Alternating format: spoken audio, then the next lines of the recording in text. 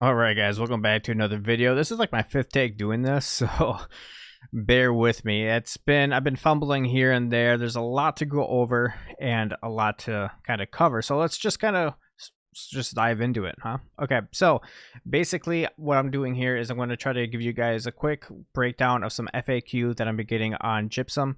I went ahead and posted this infographic just to kind of help out the community a little bit after I did a Gypsum guide, kind of covering where to get these gypsum and how many you need to make an orb so you can make your cast to raise your expertise level. Ignore the emerald on this one. The emerald actually has a little bit of a typo. It got pointed out to me and I realized after that. So just ignore that. And I will be posting a new updated version in the Reddit. There will be a link down below as well if you want to go ahead and check that out. Otherwise, this is pretty much going to cover majority of that. But regardless, let's kind of dive into it. So the first thing we're going to see here is that originally they said that you would get some of these from caches. So found in Outpost Rush caches, found in Breach caches. So caches are basically the chests that you get after an event. They have noted that now it is rewarded after completing an event rather than giving in the reward cache from the event. So they kind of separated the two. So when you complete an Outpost Rush, you get for instance, a gypsum, and then you would also get your chest. Or previously, it was you just get the chest, and it would be inside that chest. However, there has been some testing done, and it shows that you still can get about there's a 2.5% drop rate from the chest. So there's still some confusion on that and how that completely works, but it seems like you can do both because people have been hoarding chests since the PTR came out to kind of hoping that they can get a lot of gypsum this way, and it shows that the drop rate's really poor, but they still can get some. So it's a little confusing on how that exactly is supposed to be working. Then we have this guy Silverwind here that says this could be a very dumb question, but what is an arena? Luckily, Billiam the Wolf kind of just explained it for me. Arenas are level 60. Well, arenas, you need an orb to access them, but it's essentially one big boss and you have limited time in which you need to kill said boss in their 15 minutes. So there's two of them that I can think of right off my head. There's Siren Queen and I forgot the guy in Eden Grove, but he basically has a shell and regains health and you have to kill him in 15 minutes. He's like a nature type. But basically, it's just like a boss fight that you need an orb to. And there's some sort of mechanic where you have to, time limit 15 minutes, so on and so forth. So that's what an arena is. So hopefully now you know. If you don't know what an arena is or where they are, you can look at New World map. And is it New World? Is it newworldmap.com? Something like that. And it basically shows you where you can find the arenas. Can someone explain what gypsum, orbs, and cast are? Okay, so someone actually did this for me already, so we're just going to go ahead and cover what they are. So gypsum is a unique currency mat that you get from doing endgame activities at 60. So as we listed above, we have all 8 types up there. So there's the Tree of Light. So basically, when you go to 3 different cities, so for instance, Everfall, Brightwood, and Morningdale, you go to the center of the city.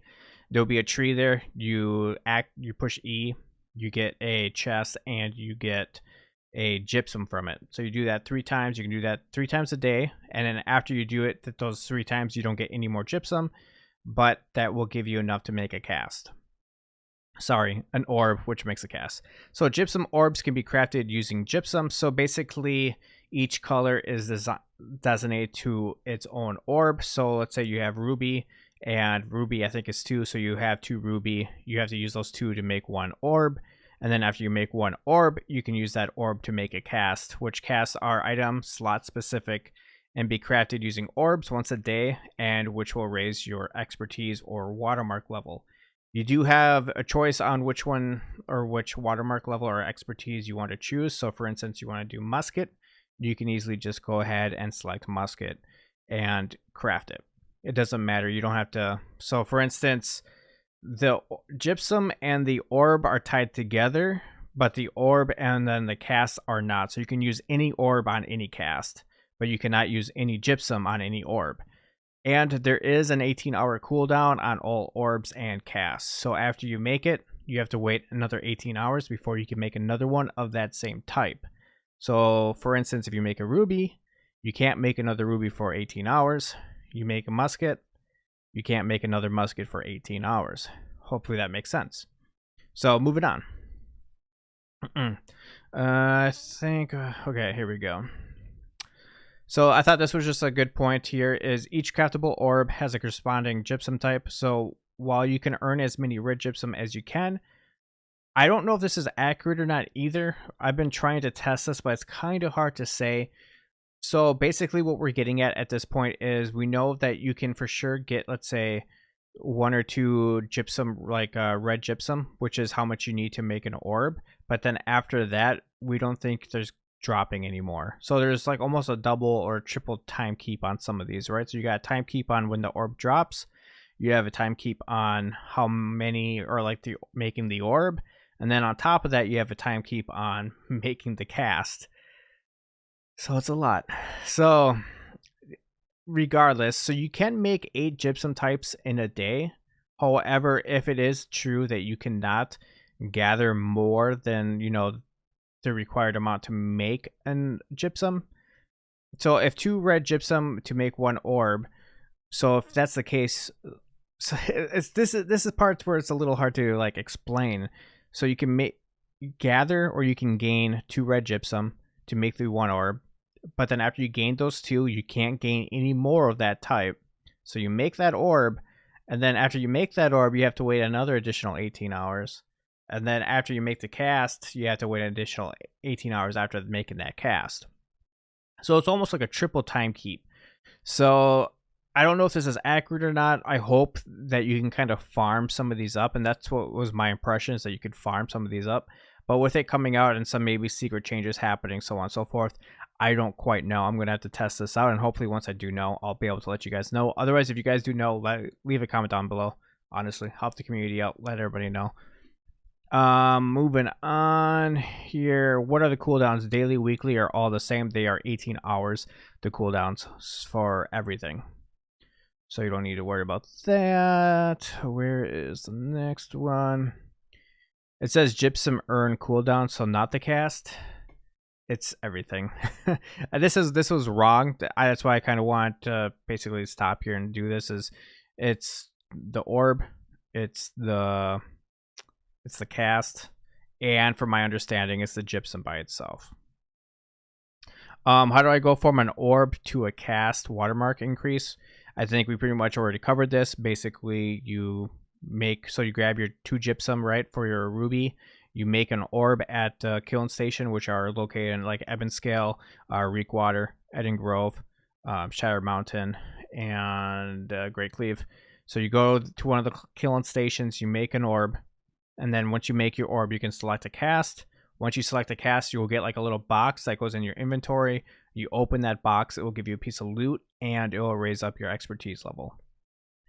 How many orbs can you get per day? You can get all 8 if you want. However, it's a lot of work, especially if you can't preemptively like start building or saving these, which you should be able to, because I mean, let's say you only get 1 or 2 in a day, you should be able to slowly build up. But if there's a limit on how many you can achieve in a day, then you're kind of limited there. But so when I use Gypsum thingy, will I receive an item that boosts my watermark for said chosen category, or will you get to choose exactly what you want to level? So if you want to level musket, you want to level boots, jewelry, you get to kind of direct where your watermark or your expertise is going. Compared to previously, it was all RNG based. Now this gives players a little bit more control on how their progression is heading.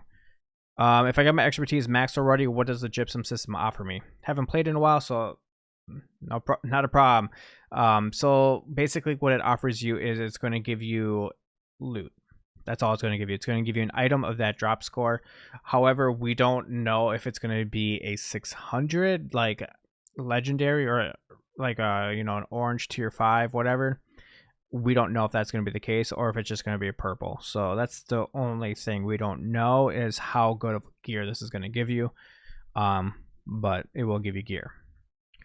All right, what else we got here, guys? I still understand the amethyst system, gypsum. It says breach caches, but do all invasions count, or is it just level 60 invasions?